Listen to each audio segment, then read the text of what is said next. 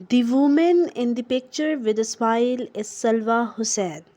She is a woman without a heart in her body. She is a rare case in the world as she carries her artificial heart in a bag. The British newspaper Daily Mail reported that Salwa Hussein, aged 39, is the only one who lives like this way in Britain. She is married, is the mother of two children, and tries to live a normal life as much as she can, but with a twist. Salwa's heart is placed in a bag which she always holds in her lap. The bag is always with her with a device with two batteries weighing 6.8 kg, which is an electric motor and a pump.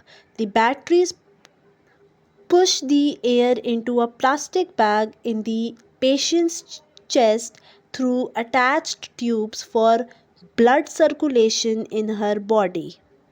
All our personal problems and worries are nothing in front of this woman.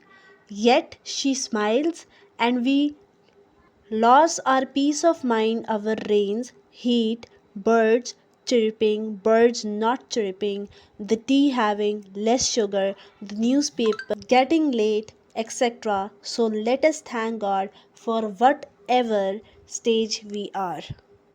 The woman in the picture with a smile is Salwa Hussein. She is a